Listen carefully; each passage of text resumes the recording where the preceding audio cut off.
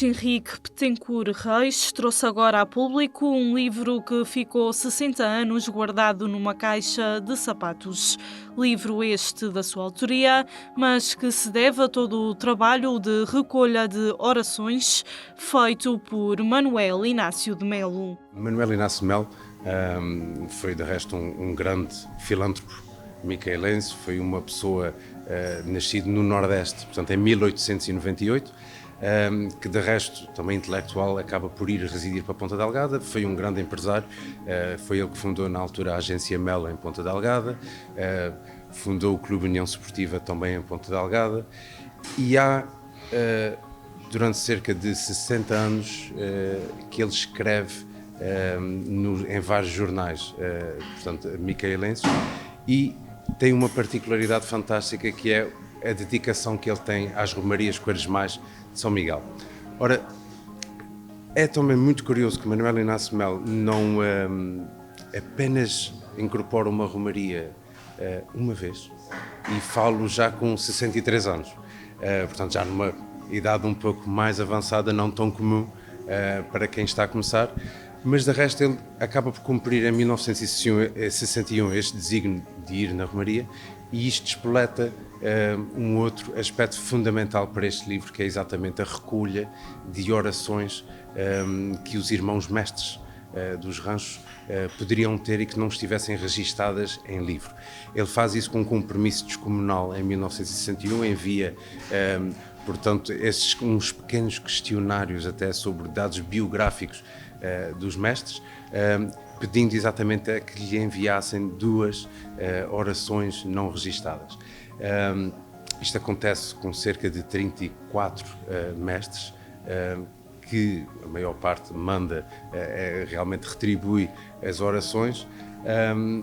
Portanto, ou seja, no fundo, nós temos no mínimo 68 orações, que acabam por ser muito mais. Orações estas aqui presentes, recuperadas dos anos 60, com realidades que não são dos tempos atuais. Orações que estavam esquecidas e que eram transmitidas apenas de forma oral. Manuel Inácio de Melo fez a sua recolha e tornou-as físicas, e que agora, encontradas numa caixa de sapatos, são colocadas em livro.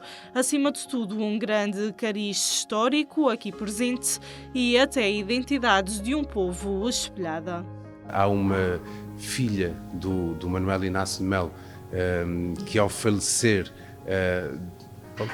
os seus filhos, portanto os netos de Manuel Inácio de Melo, acabam por estar a fazer uma pequena triagem em artigos na casa da sua mãe, e encontram na realidade esta caixa e acabam por me entregar, porque eu também sou mestre do Rancho de Romeiros de São José de Ponta Delgada, e eu começo mais num sentido de deixa ver se tem aqui alguma oração que eu possa utilizar para o Rancho de São José. E na realidade depois começo-me a deparar com situações em que ele próprio, nos escritos que tem, que foram publicados em jornal, que estavam dentro desta caixa, refere por inúmeras vezes que gostaria de lançar um livro com estas orações, e que seria de grande valor para a continuidade até da própria tradição. É na realidade um facto que isto nunca acontece, e eu, ao me aperceber desses momentos e dessa intenção dele, quase assumi esta quase uma obrigação de cumprir aquilo que Manuel Inácio de Melo queria fazer na altura, que não pôde fazer, acaba por falecer no final dos anos 80, sem sequer ter lançado o livro. Portanto, assumi esta obrigação, daí também o livro chamar-se Por Mim, porque o Mim era a forma como ele assinava os seus artigos no jornal. Portanto, Mim são as siglas do nome dele, portanto é Manuel Inácio de Melo, por isso ser o Por Mim. Portanto, nasce de uma forma, se calhar um pouco egoísta, porque era eu que queria ver o que é que estava em orações, mas depois, na realidade, é honrar o legado do Manuel Inácio de Melo. Irmãos mestres de outros ranchos já estão a utilizar o livro para a preparação das suas romarias, o que significa que também pode colaborar na continuidade da tradição. Tem conhecimento de orações dos seus próprios ranchos, que os mesmos não sabiam que existiam há 60 anos. São 500 anos de romarias quaresmais em São Miguel, com Vila Franca a despoletar este marco que não passa despercebido no livro agora apresentado.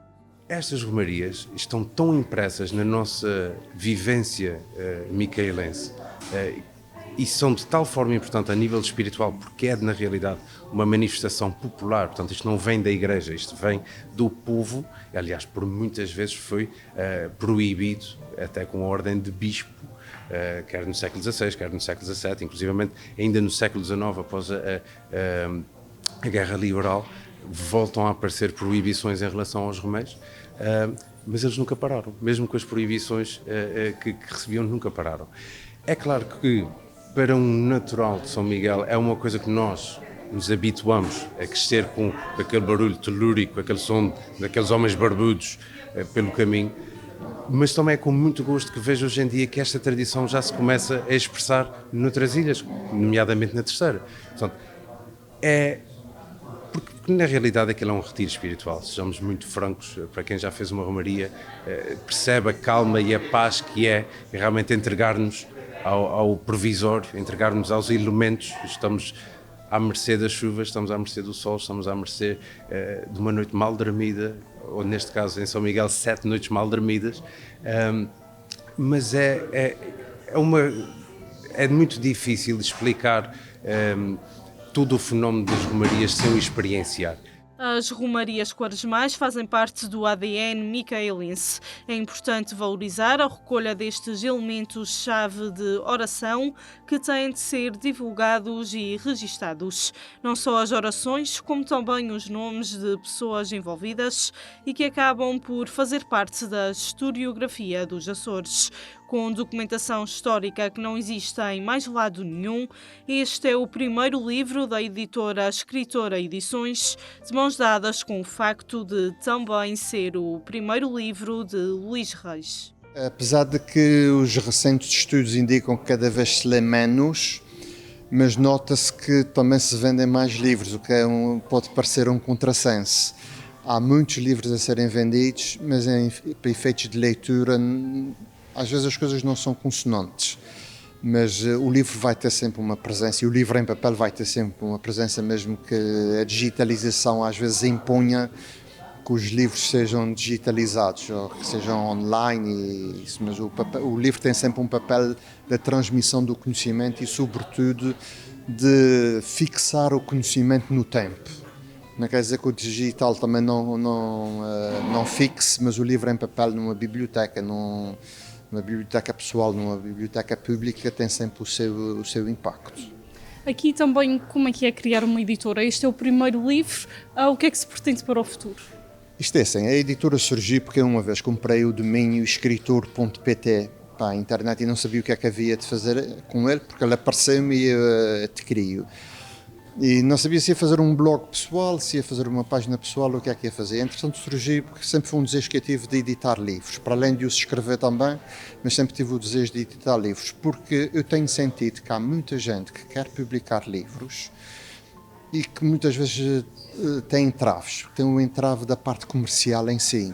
Como eu não sou uma editora comercial, no sentido de sou uma pequena editora, é verdade, mas interessa-me dar voz, às vezes, a quem tem alguma porta ou outra fechada e que eu noto que tem qualidade e que pode pôr os livros cá fora. É fundamental divulgar tudo o que se faz e partilhar o conhecimento literário entre ilhas. De São Miguel para a Terceira, a apresentação do livro foi feita pelo padre José Júlio Rocha na Academia da Juventude e das Artes.